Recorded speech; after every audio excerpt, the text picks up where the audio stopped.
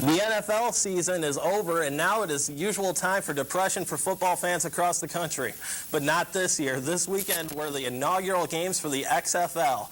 Owned and operated by WWF mogul Vince McMahon, you knew this wasn't going to be your everyday variety of football. Even the coin toss was scrapped in favor of having two players scramble for a loose ball. Many critics of the new league were silenced this week when the games were played in front of near-capacity crowds and double the viewership than expected for the NBC debut. As for the games, the Las Vegas Outlaws jumped out to a 1-0 record, shutting out the New York, New Jersey Hitmen. The Orlando Rage beat the Chicago Enforcers 33-29. The San Francisco Demons used a last-second field goal to squeak by the Extreme 15-13, and the Memphis Maniacs edged the Bolts by a deuce. Well, the Oscars, as you just heard, may have been announced today, but the only awards show that counts for sports fans was held last night. The City of Lights was shining bright, and the stars came out to the show at the MGM Grand Theater. The 2001 ESPY Awards not only attracted the biggest stars in professional sports, but also the biggest names in Hollywood, all there to see what were the greatest events in sports over the past year. One question that was on the minds of all in attendance was, who let the Yankees out? The Bronx Bombers walked away with the Championship Team of the Year award, and Yankees skipper Joe Torre was Manager of the Year. One person that did upstage the World Series champs was Jones ran away from Sydney this summer with a record 5 medals, and then last night walked up to accept 3 statues. But the star of last night's show was a guy named Tiger Woods. It's a Tiger Woods. Tiger Woods. Tiger Woods. After setting 30 records last year on the PGA Tour, Tiger put his mark in the ESPY record books. The King of the Link set records with 4 awards, 6 nominations, and passed Michael Jordan with 11 career ESPYs. Maybe next year they should just call him the Tigers. Thank you. Other awards of interest that were given out last night at the ESPYs, Andres Galarraga won Comeback Player of the Year after missing the entire 99 season fighting cancer. The Big Cat came back to Atlanta and posted all-star numbers for the Bravos, helping them into the National League playoffs. Besides Tiger, another golfer had a big night at the awards show. The Golden Bear, Jack Nicklaus, was honored with the Lifetime Achievement Award. And also, you can't forget about Olympic hero Rulon Gardner. Gardner took home the award for the top male Olympian. Well, Dorothy once said in The Wizard of Oz that there's no place like home. The Bowling Green men's basketball team can echo that sentiment, as the House That Roars will be doing just that in a couple hours.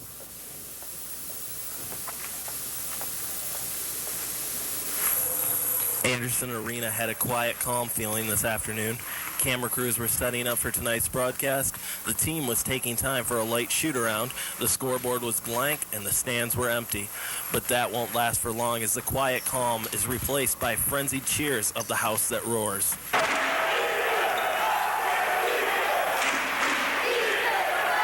At 8 o'clock, the action will begin as the MAC West leading Kent State Golden Flashes take to the court to battle the red-hot Falcons. Students around campus are ready to see the streak jump to 7 straight.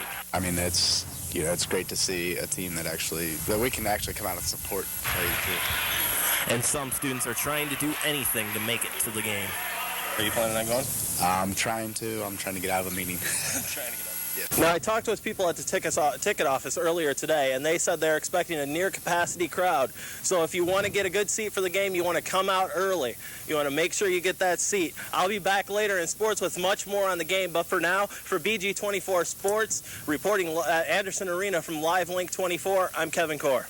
Well, the place behind me is quiet now, but that's only going to last for a couple more hours, as Anderson Arena will show just why it is the House That Roars. This game tonight is about more than keeping the streak alive. This game is simply about revenge. The last time the Falcons walked off the court with their heads hung low after a loss was about a month ago when Kent State stomped BG 81-57. But this is a different Falcon team, this is a different court, and this is a different month. Bowling Green has nothing but love for the month of February, going 19-3 since the 99 season, and this season hasn't lost a single game in February. Today, Dockich will enter Anderson Arena once again with his sports coat turned backwards as the Falcons try to take the streak to 7 straight. On the streak, BG has looked like a different team, playing with more confidence and intensity than ever. The defense has went from one of the worst in the MAC to one of the best, holding opponents to just under 60 points a game. Along with the change in defense comes a little change in offense. Len Matella and Keith McLeod have shown great court leadership and are averaging 39 points a game between them. Tonight's game also means a lot in the standings. A win will move the Falcons into a tie for second place with Ohio in the MAC West, and only 2 games behind Kent State for the top spot. The game will tip off here tonight at 8 p.m. here at the House That Roars, but if you can't make it out or you can't get a seat at the game that should be sold out, this game will be broadcast live on Fox Sports Ohio. Well, with March Madness right around the corner, get ready for some tight games in college basketball. Last night, Southern Illinois took on Indiana State, and if I'm showing you highlights of this game, something good had to have happened. Game was tied at 59 with 1.6 on the clock. Overtime, right? Wrong. Southern Illinois' Abel Schroeder hits Jermaine Dearman with the catch, the prayer, and the answer, and Southern Illinois squeaks by for a 61-59 thriller. So, Kevin, an exciting game last night. Yes, it was. The madness has started, and I mean, it was a tight game all the way through. Right. Well, most of the way through, but it turned out good. Well, the last time that Western Michigan came into Anderson Arena was the first time that Dan Dockich had his sports coat turned around to the back. What followed was a 7-game win streak. BG hoped that the Broncos could help them start another streak, but this time 4 would be enough. The MAC tourney is underway, and it's time to play some ball, and that's what Western was here to do. First half was owned by the Broncos. Western with the steal. Taylor Bro takes the outlet and jams it home. And this just isn't fair. Steve Reynolds from the midcourt line, cash, no change. The Broncos lead 47-33 at the half. Second half was a different ball game, though, as BG came out ready to play. Trent Jackson with the steal going coast to coast, and I guess you got to call this a dunk. But Brandon Pardon got into the act, pulling up and hitting a 3 as the House That Roars came to life. More BG on the break. Matella to TJ to Pardon, who oops it to Kevin Netter, who powers it home. More Pardon, 5 minutes left. Pardon, 3-ball, side pocket. BG's first lead in the second half, and they would never look back. BG wins 74-68, erasing a 14-point halftime deficit. Halftime, people want to know what you say. What you say is you go nuts for about half the halftime, and then the second half of the halftime, you tell them how they can get back in the game, and you appeal to different things. And what we appealed to was their pride. We'll go back to the men. The MAC tourney may have just tipped off last night, but there are 4 teams, Winthrop, Eastern Illinois, UNC Greensboro, and Georgia State, that already have their dancing shoes on. Last night, 5 more would 2-step into the big tourney and push the field of 64 to 9 teams. In the MVC final, Legend Larry's alma mater, Indiana State, took on Bradley, but in the present, Block Corals led the way with 21, and the Sycamores danced to a 69-63 win.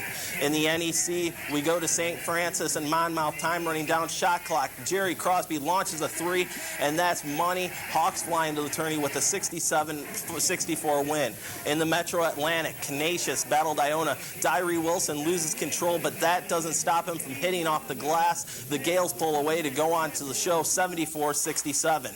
John Stockton's former team, Gonzaga, took on Santa Clara in the WCC championship game. First half, Blake Stepp would bomb the 3 to put Gonzaga up, and they would never look back as the Bulldogs bite the Broncos 80-77. And finally, former BG coach Jim Larinaga was looking to go dancing with his George Mason team as they would battle UNC Wilmington.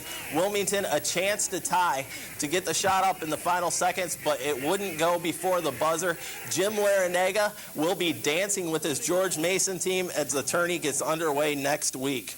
Well, back in November, hundreds of college basketball teams took to the court with one thing in mind: Minneapolis and the national championship.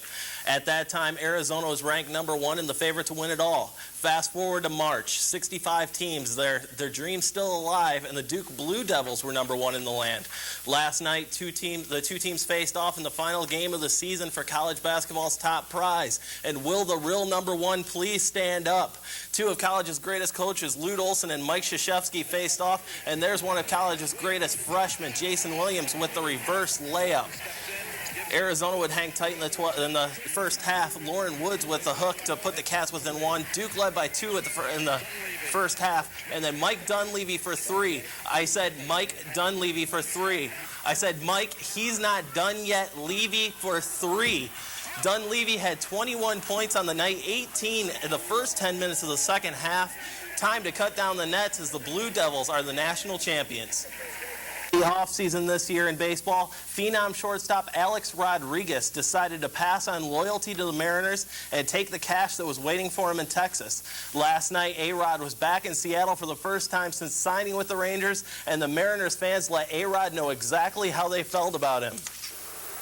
But it's tough not to respect the player's decision to make a business decision. Well, that has to be the loudest boo I've ever heard. A-Rod's first at bat, nothing spectacular, just slow grounder to third that gets a force out. Now A-Rod on D. Seattle fans had to love this. He misses the diving stab. 2 runs come home. And then Seattle had more to cheer about a little bit later. A-Rod in the 6th. And he's going to whiff. Mariners would end up going on to a 9-7 win, and even though the fans were rough on Rodriguez, he still loves them. They're great fans. And I've said it from day one, and my stand will never change. I thought they were great. I mean, they didn't throw things. They were just funny. While the Falcons are on the home stretch of bringing home a MAC title, they stepped out of conference today to take on a state rival. The Xavier Musketeers were in town to try to take down the team with the best win percentage in the MAC. BG known for their hitting, but here's some pitching. Ryan Lindquist coming up. The nasty fastball got the X-Man looking. Now, the Musketeers did have their bats going. This shot the other way is going to score the 9th run in 5 innings for Xavier. But by this time, 18 Falcons had already crossed home plate. After this, they just donned the football pads, and right now BG leads by a touchdown, 27-20 in the bottom of the 7th. Well, the softball team are making sure that they are not outdone by the men. The women have the best win percentage in the MAC also. Today, the Lady Falcons tried to grilled Mac Doormat Toledo, and you'll see what I mean coming up here.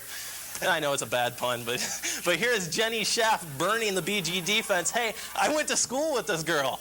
And this shot is going to the wall. It's going to make the game 2-1. Later that inning, a confusing play. Tiffany Edgar, the routine grounder to second. Angie Domshot tags the runner, then tosses to first. Nobody knows what's going on. Is she safe? Is she out? She's going to take off, and she's going to be the last out of the inning at second. And right now, the Falcons are currently leading in the 6th with the score 3-1. Well, it's officially prime time in Cincinnati. The Reds have purchased Deion Sanders' contract from the AAA Louisville today. Sanders is batting an astounding .459 with the River Bats. Deion will take the place of Ken Griffey Jr. in center, who was placed on the DL this weekend. Unfortunately, though, the deal comes on a day that Sanders' old club starts a 2-game series in Toledo against the Mud Hens. Well, the Indians will be getting some help on their pitching staff. Steve Woodard has been reinstated from the disabled list. The return is great news from the Tribe, who thought that they may have to do without him for the rest of the season after he was hit on the right elbow of this line drive by Frank Thomas. The 25-year-old was able to recover quicker than expected, and yesterday had a very successful outing for AA Akron. Woodard will work a couple more rehab starts with Buffalo before returning to the club. He will be the 3rd Cleveland pitcher recovering from an injury to join the Bisons. Well, it was just a few years back when a man named Antonio Daniels was roaming the floor of the House That Roars. Now Antonio is in San Antonio, and he and his Spurs teammates had a chance to advance last night in the NBA playoffs. AD would do his part, 4 for 6 from 3-point range in the first half. He was just playing money. Well, he could dish the ball too. Daniels on the break here. He's going to dish it to the Admiral in the paint, and the Admiral is he's just good. And then Antonio with more passing to Duncan. It's not a dunk, but this beats the buzzer. Spurs roll to 97-84. Minnesota, you are the weakest link. Goodbye. Well, to the ice, the Pittsburgh Steelers have the terrible towel. Now the Penguins have the Mooseheads, courtesy of goalie Johan Hedberg. One thing about hockey, it's a lot about skill, but a little about luck, too. Alexei Kovalev rips the slapper past Hasek, but it's off the post. And then the Sabres are finally able to get the puck past the Moose, Miroslav Shatan, spelled like Satan, and this is just evil. Buffalo gets a 3-1 win, but they are down 2-1 in the series. Well, the Cincinnati Bengals have seemed to have problems on their O-line ever since the retirement of Big Anthony Munoz. Yesterday, Cincy may have taken a step towards solving that problem. The Bengals signed 7-time Pro Bowler Richmond Webb to a 3-year, $9 million deal. Webb was released by the Dolphins because they could not fit the lineman's salary under the cap. Well, a high school in Toledo is in mourning after losing one of their classmates. Standout football player for Rogers High School, Drushawn Humphrey, died yesterday at Medical College of Ohio. Humphrey was playing a pickup game of basketball when he collapsed. Officials at MCO believe that his death was due to a heart condition. I was able to see Drushawn play last season personally and almost every week, and to see him play was something amazing. Just ask former head coach of Ohio State, John Cooper, who saw Humphrey in just his sophomore season and insisted that he was going to be a Buckeye. The high school junior was just 18. Wow, what a shame. Yes, it was. I know you had a chance to see him play, and I mean, just watching him on the sidelines, he was a great team player, always joking around, and he's going to be missed throughout that school. Incredibly intimidating, the biggest guy out on the field. Yes, he could was. run past anybody, incredible skills. Yes. It's just a shame. Do they know yet what exactly caused his death? Or As far as I've heard, it was just a heart condition. I guess this is the 5th high school football player this year that has died from a heart condition, so they may have to look into some of the training programs. Maybe they're getting overworked. But he's definitely going to be missed. For sure. All right, Kevin Core, thanks a lot. They lead the MAC East by 4 games. They lead the nation in hitting. They have won a MAC Player of the Week honor 4 straight times, but still people don't show up in the stands. A problem that may have something to do with people not knowing how good they really are. I really don't know too much about the baseball team, only because they don't publicize it enough. And other students like Seth Atkinson don't even know when they play. To tell you the truth, I don't even know when they are. I saw a sign around campus saying, baseball game tonight, I'd probably go.